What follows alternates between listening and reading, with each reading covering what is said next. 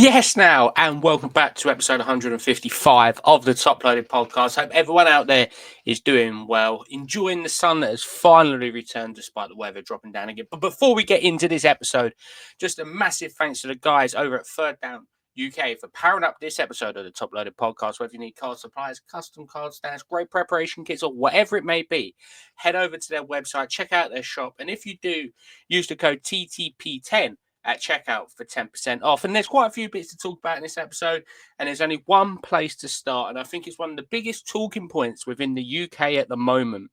And this is the announcement, obviously, we know today that Fanatic's Live is around the corner now in the UK. I was a part of a test stream, which I will get into in a minute, how I found it went, and a few other bits. But Whatnot versus Fanatics is going to be probably the key battle, I would say, for the UK hobby within 2025. You have Whatnot that kind of forced Vogt/Bits out of the market within the UK to become the only player. And I'm not going to go into too much about individually about Whatnot and their failings. However, it's going to be quite intriguing, I would say, coming up now with some competition. So before I go into what we should expect from either side of it, our very good friends over at Dub Breaks had a test stream. I believe the first ever people within the UK to have a stream on Fanatics Live, which I was a part of, and I'm actually quite impressed. I think they're not reinventing the wheel. There's only so much you can do with a live shopping on like platform, but speaking to them who are on the opposite side of the screen, it does seem that Fanatics have thought of the actual breaker/seller a lot more than what Whatnot have. There is a lot of things wrong with Whatnot, and there'll be a lot of things wrong with Fanatics Live as well. However, it's one thing to keep into consideration that Fanatics Live are coming from a card perspective and orientated to cards, whereas Whatnot do a lot of other selling as well of fashion, bags, stuff like this. So they done a stream for breaks. There was a few minor teething problems, but when it's a beta stage, these are expected. To be honest, it was very similar to Whatnot. Not massively different in terms of the actual UI, the user interface. I was quite impressed of how it was all running. A few of the features that were used that were not part of Whatnot, obviously, quite a popular thing within breakers, especially when they're doing random breaks, which is like the C2 pick one or C2 pick one, sorry. But it's called stash or pass, or something along them lines. Fanatics, where it's actually all handled by the person who's buying the spot. So I bought a spot in the random, spin the wheel, it lands on X team, and it will give you the option on screen. I think you have 20 seconds to decide whether you stash it, which means you keep it, or you spin again. And I think that's quite cool because sometimes it can be hard for breakers to keep up with everything on the stream, especially when there's so many people in live. So that's definitely a good feature. When I was looking for it, looking at actual spots and stuff like that, it looks pretty smooth. Obviously, that's on such a small basis of not only one person streaming in the UK. So we don't know what lag/latency issues are going to be a case. But it seems to be a few teething problems, as I said before. But on a whole, it seemed quite positive experience. So it'd be interesting when that more comes available and more people are breaking on it. I think it's slowly coming out now which people have been signed up to sell on Fanatics Live via their different social media platforms. Instagram mainly, that I've seen quite a few people announce they're going live on Fanatics. But to the main discussion, which I want to talk about, which is Fanatic versus Whatnot. What could be of good to come out of the situation, and what bad can come out of the situation. And we've had this similar battle play out in prior, as I said before, Vogt versus Whatnot. And Whatnot's main issue, in my personal opinion, you might differ, I'd like to know what you think as well, is that there is no competition for Whatnot at the moment. So I believe in any field of work, industry, technology, whatever it may be, even looking at football, you need someone rivaling you to take you to that next level. And if you don't have competition, you don't have that pursuit of getting to the next stage, then you're just going to mellow out and it's going to come a bit tedious and I don't want to say boring, but stale. I think that's the perfect word for it. And I I don't think anyone would disagree with me. Whatnot has got stale. It has got stale. I think of what I've seen, whenever I've been on there, the viewers are on there record low. I've seen streams with 1, 2 people in. There was an instance a couple of weeks ago. Someone was on there for 17 hours or something ridiculous, trying to sell out a break. So it's got to get to a point now that Whatnot have got to realise as well that there is competition there from Fanatics Live, and they've both got to push each other for the right of the hobby. However, we know Whatnot. There's been a lot of issues on it. No replays recently, which is the most outrageous thing ever. Replays are on Fanatics Live, so that is a brilliant feature. However, are Fanatics Live going to be a better regulator of their product than Whatnot have? This needs to be the case, and I think this needs to be example number one when it comes to whoever it is at Fanatics Live is in charge of it. Please, please, please have card people involved. It's the same with Whatnot. I've been saying it forever. You need people who are into cards. That you're not just buying a card every 5-6 months. You need people who live cards because they understand what is wrong with stuff, what is the problem, and what going forward can be done to change it. Don't have 4,000 people breaking on your product. It's exactly the same thing on release day, undercutting each other. It's not good for the product. It's not good for the hobby. It's not good for your platform. It's not good for everyone. So please regulate what you do. And I'm hoping by the sounds of it that at the moment, especially, not every single person is going to be allowed to break, which is fantastic. Please keep it like this. And I'm sure I speak for every single person within the hobby, not just the UK, Europe, globally as well. Please have some sort of regulations. Just make sure that people are not under. For example, if a hobby box costs 140 quid, the spot shouldn't be listed up at 120 pounds. It's just a no-brainer. Don't undervalue the product. And I believe Fanatics are led to believe that these are parts of their terms and conditions. But obviously, in the long run, that's when we'll actually find out how it's going to go and stuff like that. Moving on now to another issue that I could see coming up for Fanatics Live, and I'm not trying to sugarcoat Fanatics Live. I'm trying to give an honest opinion of the two. That is, are they going to struggle for viewers at the beginning? Unless there's some sort of promotion to get people on the platform, I think people in life are very similar they will stick to what they know until they have to change. A lot of people just stayed on Vogt right until the end, until it went away, and then they had to go to Whatnot. So why would someone change platform from Whatnot to Fanatics Live from a buying perspective unless there's some sort of incentive? Yes, you're going to have 5, 6, 7 of the best breakers in the UK and the biggest size in terms of breaking capacity. However, what brings the actual people over on the platform, which are going to be able to sell the product? And that's going to be a big key thing of, will Whatnot do something, an incentive for keeping people and keeping buyers on the platform? Will Fanatics Live do anything to get people onto their platform? And I think there's going to be quite a clear marker straight away which platform shows their hand first. Okay, we know Fanatics Live are doing the referral program, which Whatnot done. I'm not really talking about them, but I know Whatnot do your Whatnot card show. I think 6 or something upcoming.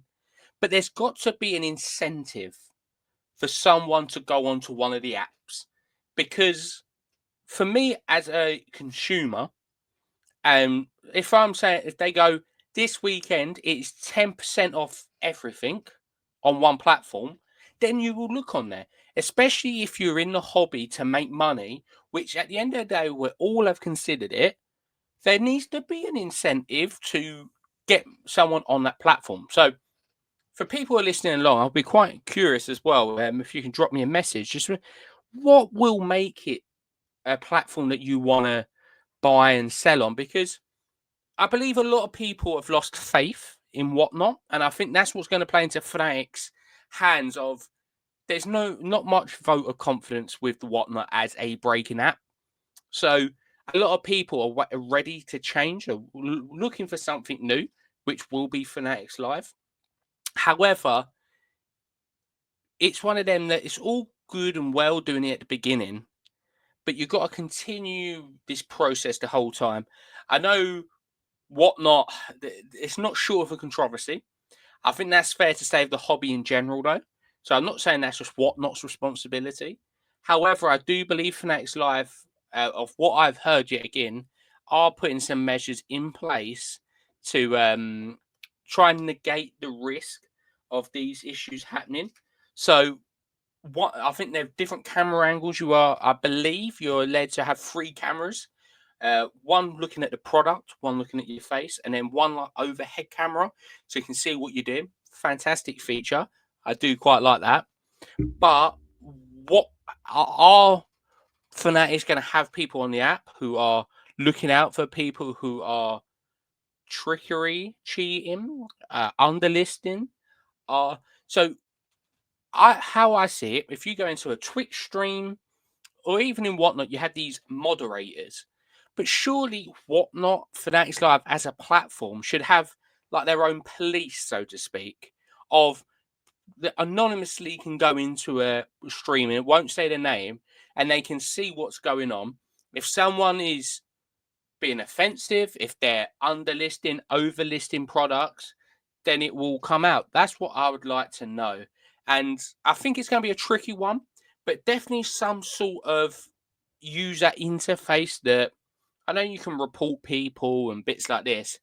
However, it's so hard to prove. So it would be quite nice, I would say personally, if there was like a police, so to speak, that do regulate the apps. And I think it's one of them that every industry in the world near enough has a regulator, whether it's like Gamble Aware for gambling companies, which that's a whole nother talking point, which I'm going to get to.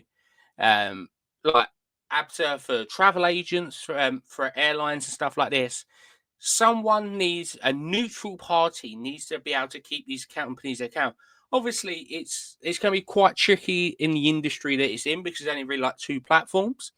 However, when eBay Live goes live, if you pardon the pun, that's another 3rd platform. So does it need to be a independent regulator? I personally am a massive advocate, and I think that would be a great idea. Will it ever happen? I'd probably say never.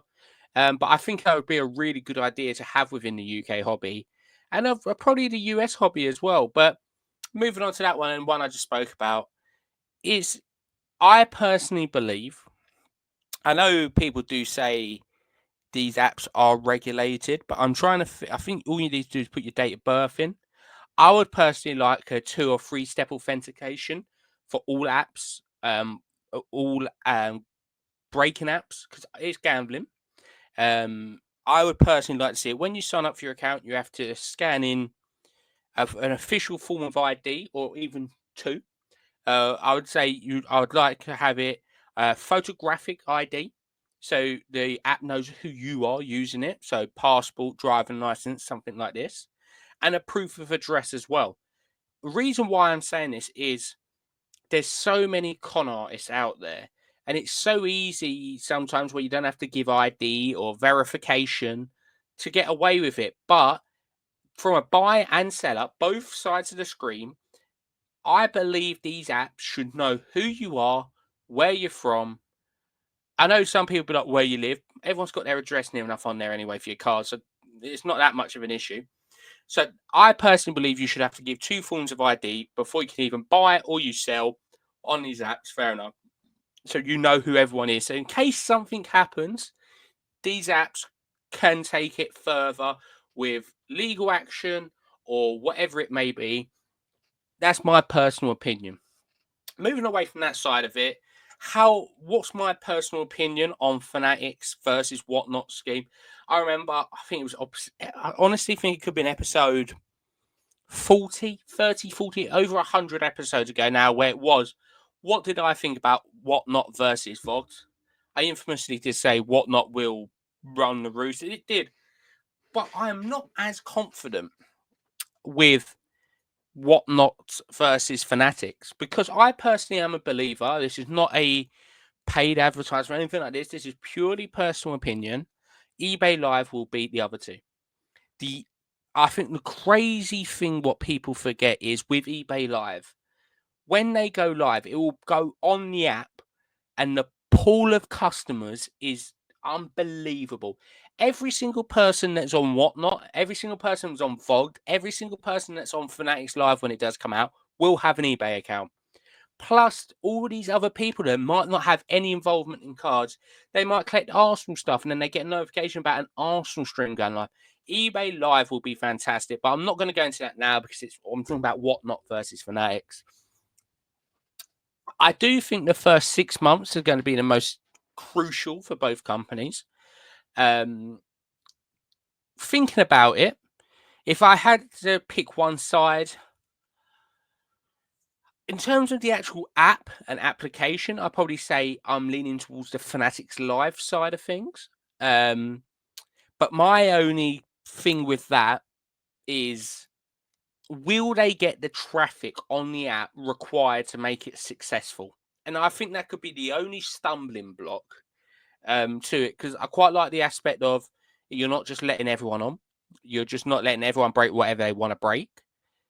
But will Fanatics Live have that audience and that traffic going through the site to make it beneficial for breakers to be on Fanatics Live rather than Whatnot?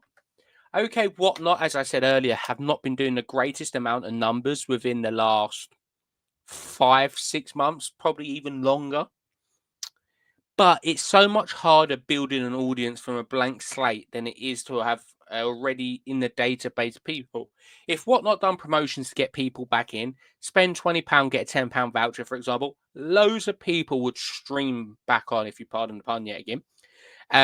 So I personally do believe Whatnot do have that edge on Fanatics of it's a pre-existing app with a pre-existing database of followers and users. Fanatics do have to build this up from scratch.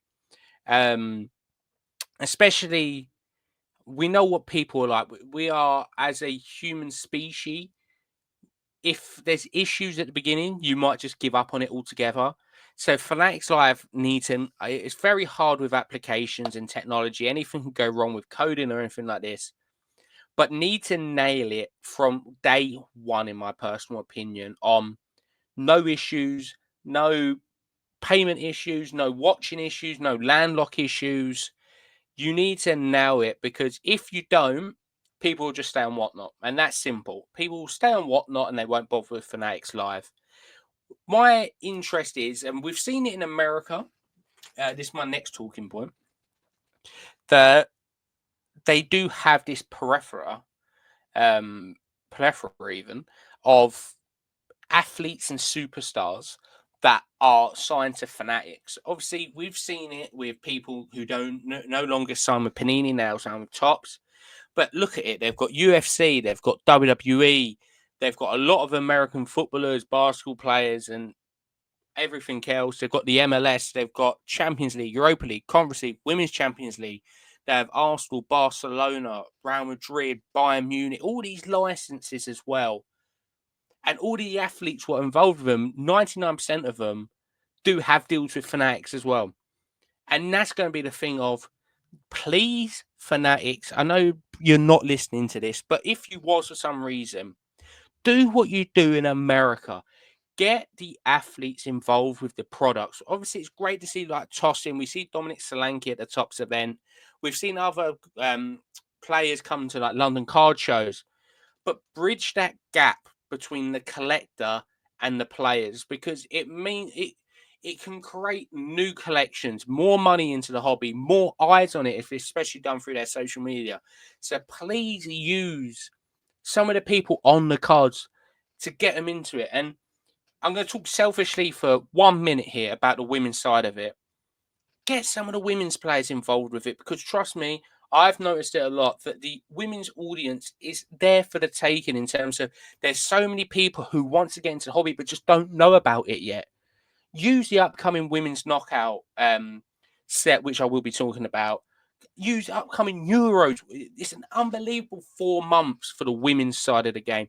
Euros, Champions League, WSL, all of the leagues coming to Fanatic. Use athletes to benefit your system, bring them to the people who are buying the cards, and just make it a better experience for everyone. And my closing words on this discussion is for people out there just to think about it.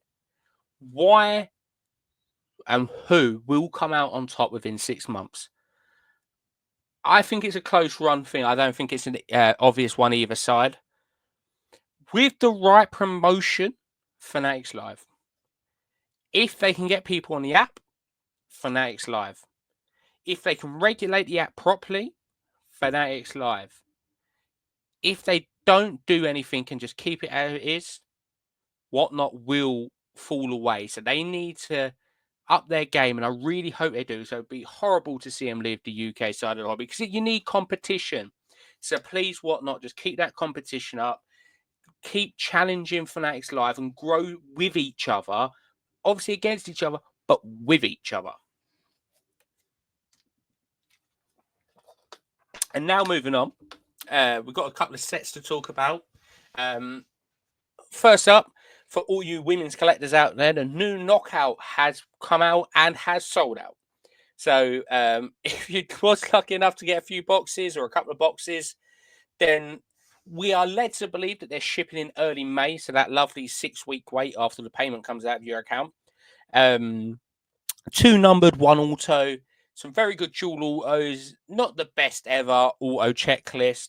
Arsenal are back in the set for you Arsenal collectors out there. However, it is the worst Arsenal women's checklist near enough of all time, I believe. No autos, no dual autos, 2 inserts, Kate Reed and Mariana Caldente. Obviously, there is a lovely Bonmati Porteas, dual auto. There's some other nice dual autos. It's going to be quite an interesting set. It's going to be a collector's set. It's not going to be the highest ones in value.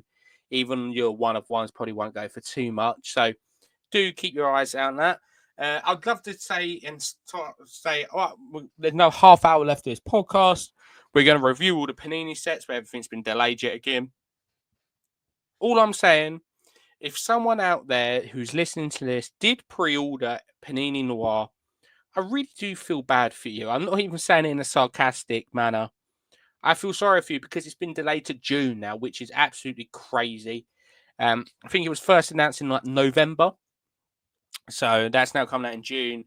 Premier League Prism and the league, I believe Syria Select is the first set out within 3 weeks or so. So Panini's not close on anything at all.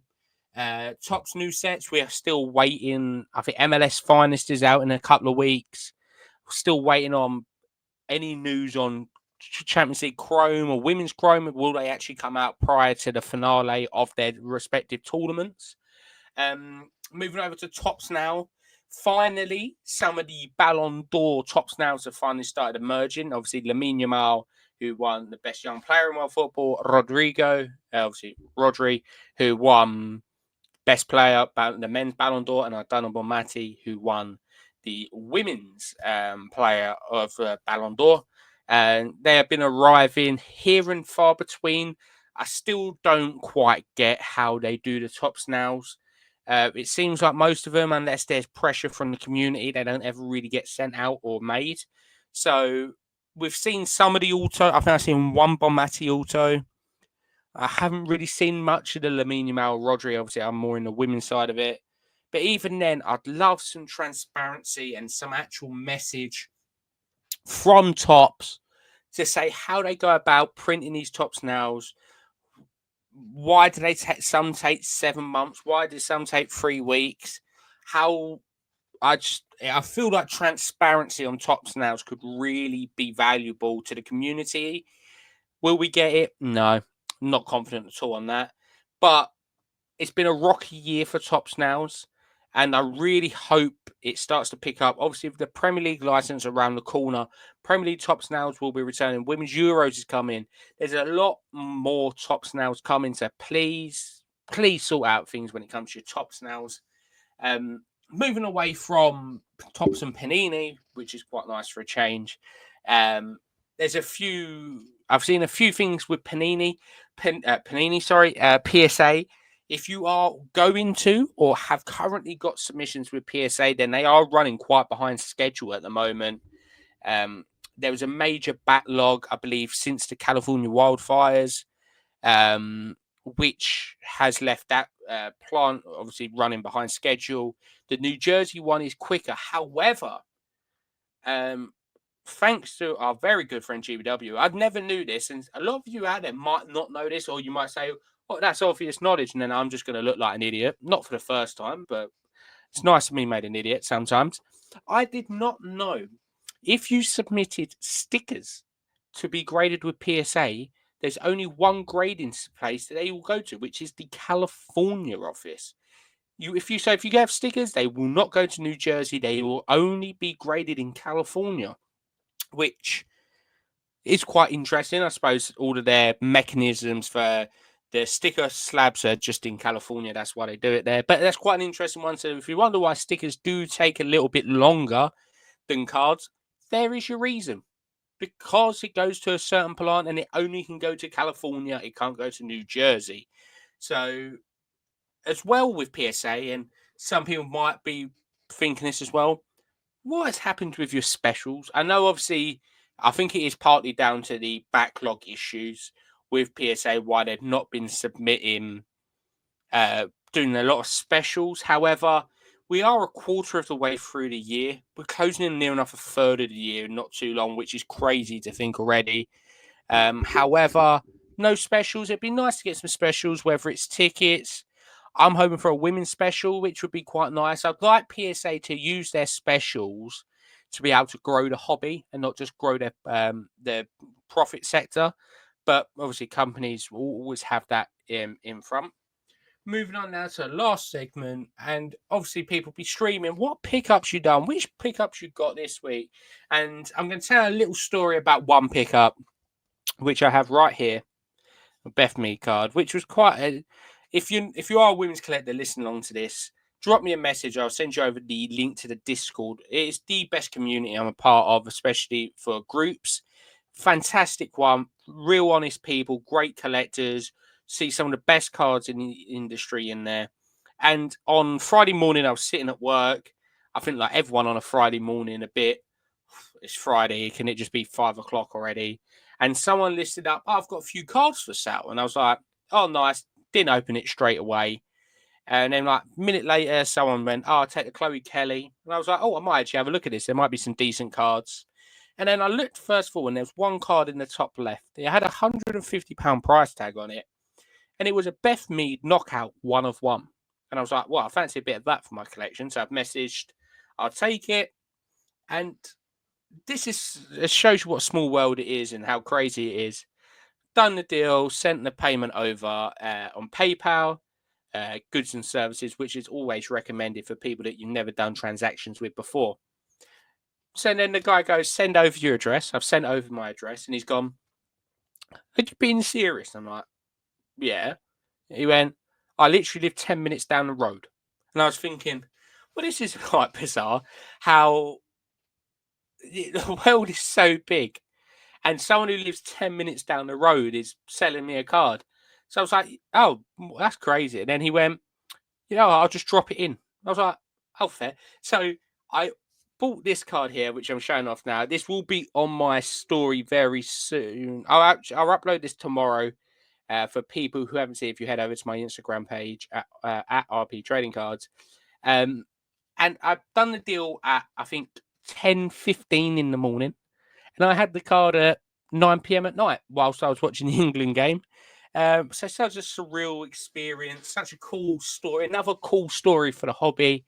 But yeah, like I say, obviously it was quite Whatnot Fanatics life heavy this episode. I'm planning on trying to get some guests lined up shortly. It's just been a very hectic time with work and a few other bits.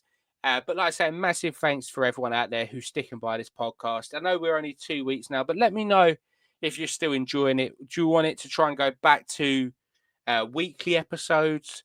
Who do you want to get on? Obviously, card shows are not too far away as well. But like I say, I hope everyone out there is buying, selling. No, I'm not even. That's even the wrong phrase. You see, look, I'm getting out of the rhythm now.